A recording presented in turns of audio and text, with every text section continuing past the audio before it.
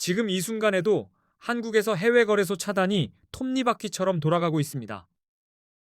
어제까진 되던 게 오늘은 막히고 오늘 되던 게 내일은 접속 불가가 될 수 있어요. 특히 비트겟 쓰시는 분들 설마 나한테라고 생각하시면 안 됩니다.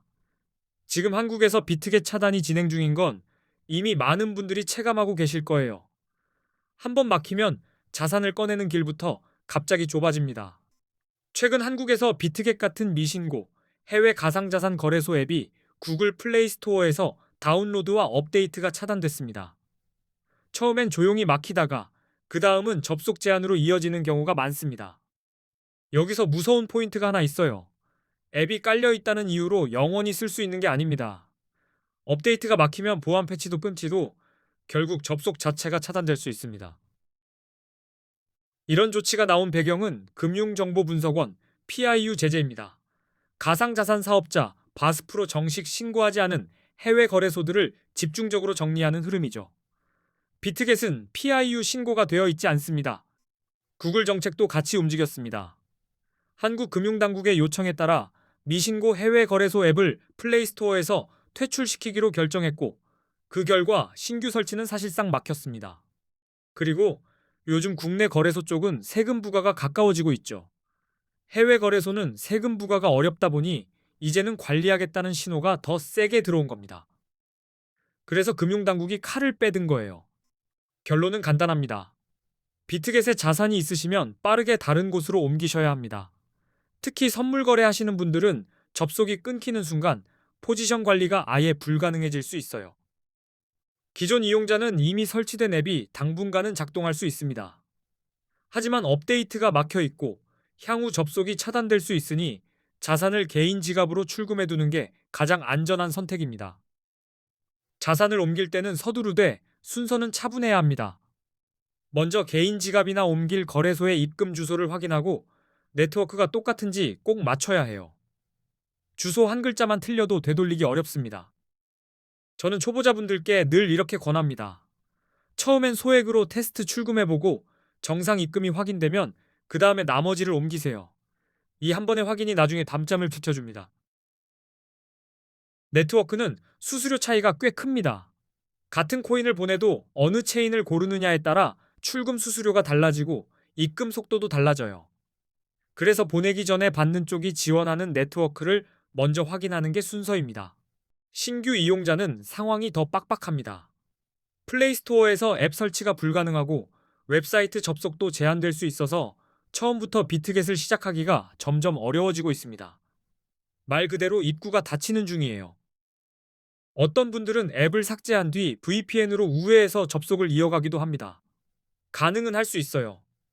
하지만 보안 문제나 법적 리스크까지 감수해야 하니까 장기적으로는 안정적인 대안이 필요합니다.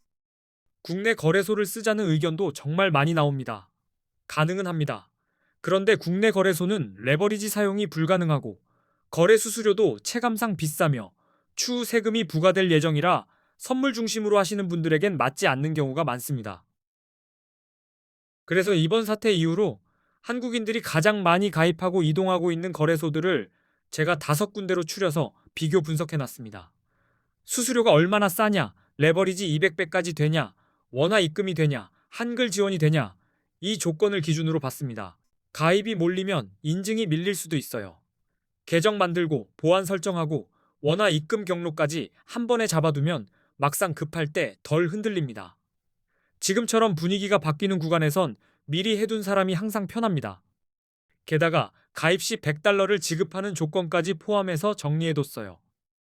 영상 고정 댓글에 5거래소 정보를 한눈에 볼 수 있게 모아놨으니 지금 상황 정리하실 분들은 거기부터 확인하시면 됩니다.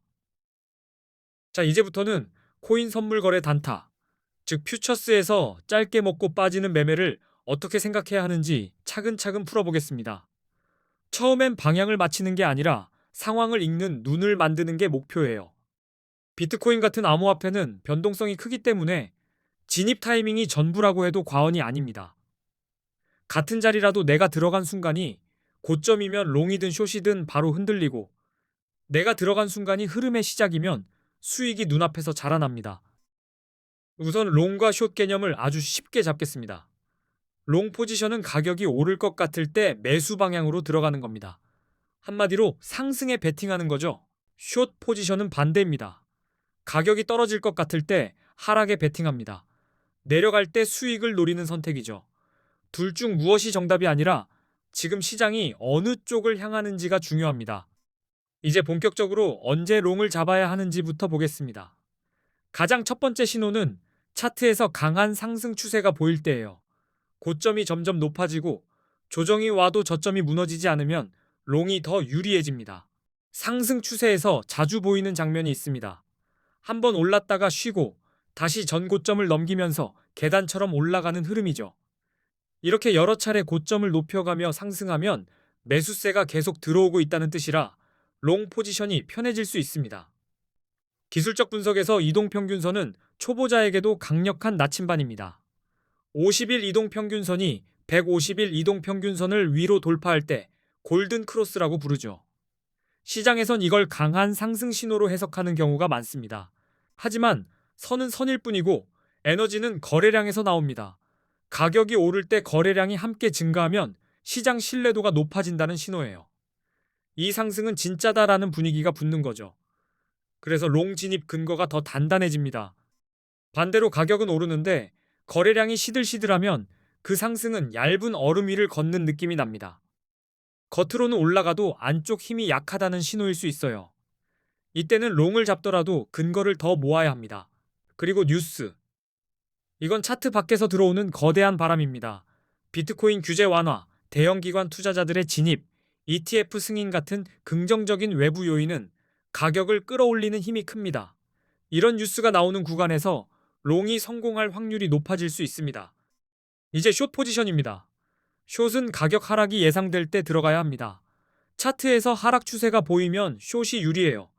저점이 계속 낮아지는 패턴은 시장이 아래로 기울었다는 뜻이니까요.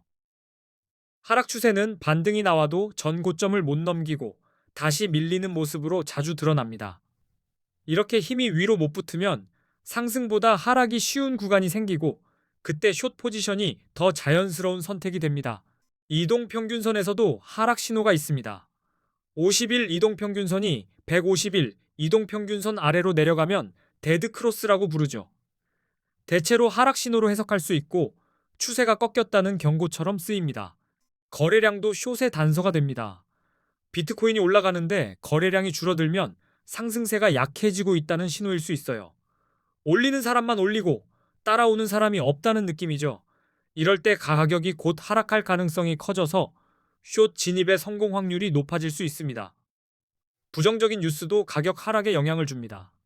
규제 강화, 해킹 사고, 주요 국가들의 암호화폐 규제 정책 강화 같은 소식은 시장 심리를 얼어붙게 만들고 그 공포가 가격을 눌러버릴 수 있어요. 이런 경우 숏 포지션을 취하는 게 유리할 수 있습니다. 여기서 보조 지표가 빛을 봅니다. 추세와 거래량이 뼈대라면 지표는 체온입니다. 시장이 과열인지 너무 눌렸는지 숫자로 확인할 수 있으니까요. 그래서 감이 아니라 근거로 롱과 숏을 결정하게 됩니다. 이제 보조 지표로 들어가 보겠습니다. 비트코인 시장에서는 기술적 분석이 정말 중요하고 대표적으로 RSI, 맥디, 볼린저 밴드를 많이 씁니다. 처음엔 복잡해 보여도 원리는 생각보다 단순합니다. RSI는 과매수, 과매도 상태를 숫자로 보여주는 온도계 같은 겁니다. RSI가 70 이상이면 시장이 과매수로 해석돼서 숏을 고려할 수 있습니다. 너무 달아오르면 한 번은 식는 구간이 오거든요. 반대로 RSI가 30 이하일 때는 과매도로 해석해서 롱이 유리할 수 있습니다. 가격이 과하게 눌렸다면 탄성처럼 튀어오를 가능성이 커지죠. 물론 추세와 같이 보는 게 핵심입니다. 맥디는 추세의 힘과 전환 타이밍을 보는 데 도움이 됩니다. 선이 벌어지며 힘이 붙는지 붙었다가 다시 교차하는지에 따라 시장의 숨결이 보이죠. 볼린저 밴드는 변동성을 밴드폭으로 보여주고 가격이 밴드 밖으로 튀는 순간에 시장 과열이나 급변을 체감하게 해줍니다. 단타에서 제가 제일 강조하는 건 먼저 큰 그림, 그 다음 작은 그림입니다. 일봉이나 4시간봉에서 상승 추세인지 하락 추세인지 큰 방향을 확인하고 그 다음에 15분봉, 5분봉에서 진입 타이밍을 잡으면 쓸데없는 손절이 줄어듭니다. 그림을 봤으면 이제는 기다리는 기술이 필요합니다. 초보자일수록 캔들이 뛰면 마음이 먼저 뛰거든요. 그럴수록 한 템포 쉬고 조정해서 거래량이 어떻게 붙는지, 지지와 저항에서 반응이 나오는지 확인하면 진입이 훨씬 깔끔해집니다. 그리고 진입은 감정이 아니라 조건으로 합니다. 예를 들어 상승 추세인데 골든 크로스가 잡히고 거래량이 붙고 RSI도 과열이 아닌 구간이면 그때 롱이 설득력이 생기는 거죠. 반대로 하락 추세에 데드 크로스, 약한 거래량, 부정 뉴스까지 겹치면 숏이 더 자연스러워집니다. 선물 거래는 레버리지가 들어가니까 작은 파동도 크게 느껴집니다. 그래서 어디서 들어갈지만큼 어디서 나올지가 중요해요. 차트에서 전 고점, 전 저점처럼 사람들이 의식하는 가격대를 보고 거기서 반응이 나오면 익절이나 손절을 결정하는 기준이 됩니다. 또 하나, 급하게 시장가로 들어가면 원하지 않은 가격에 체결되는 경우가 생깁니다. 특히 변동성이 커질 때는 슬리피지가 커지니까 가능하면 내가 원하는 자리 근처에 지정가를 걸고 기다리는 습관이 단타에선 큰 차이를 만들어요. 롱을 잡는 분들께 자주 있는 실수가 상승 뉴스만 보고 달려드는 겁니다. 뉴스는 바람이지만 차트는 길입니다. 바람이 불어도 길이 막혀 있으면 그 자리에서 되돌아오죠. 그래서 뉴스가 좋더라도 저항을 뚫는지 거래량이 붙는지 확인하고 그 다음에 롱을 잡는 게 훨씬 안정적입니다. 숏도 똑같습니다. 부정 뉴스가 나왔다고 무조건 숏부터 잡으면 이미 시장이 한번 다 내려가고 늦게 들어가는 경우가 많아요. 그럴 땐 반등 구간에서 거래량이 안 붙는지 전고점을 못 넘기고 꺾이는지 확인한 뒤 숏을 잡으면 리스크가 줄어듭니다. 매매는 결국 확률 게임입니다. 한 번에 완벽하게 맞히려 하기보다 같은 기준으로 반복하고 결과를 기록하면서 내가 어떤 구간에서 강한지 파악하면 실력이 빠르게 붙습니다. 그 과정에서 롱과 숏이 감이 아니라 데이터가 됩니다. 결국 핵심은 롱은 상승 추세와 긍정적 신호를 확인하고 숏은 하락 추세와 부정적 신호를 근거로 결정해야 한다는 겁니다. 추세, 거래량, 뉴스, RSI와 맥디, 볼린저 밴드까지 서로 같은 방향을 가리킬 때 그 자리가 가장 깔끔합니다. 다시 한번 말씀드리지만 지금 비트겟 이슈는 언젠가가 아니라 지금이에요. 기존 이용자는 업데이트가 막혀 있고 신규 이용자는 설치가 어려우며 웹 접속도 제한될 수 있습니다. VPN 우회는 가능할 수 있지만 대신 감수해야 할 부담이 큽니다. 그래서 자산은 빠르게 정리하고 안정적인 거래 환경으로 옮기는 게 현명합니다. 고정 댓글에는 이번 사태로 한국인들이 가장 많이 이동하는 5거래소를 비교해둔 정보가 들어 있습니다. 수수료, 레버리지 200배, 원화 입금, 한글 지원, 가입 시 $100 지급 조건까지 정리해뒀으니 꼭 확인해주세요. 정말 기가 막힌 꿀팁도 같이 모아뒀습니다. 오늘 영상이 코인 퓨처스 단타 하시는데 조금이라도 도움이 되셨다면 좋겠습니다. 앞으로도 실전에서 바로 써먹을 수 있는 내용들로 좋은 영상 계속 올리겠습니다. 끝까지 시청해주셔서 감사합니다.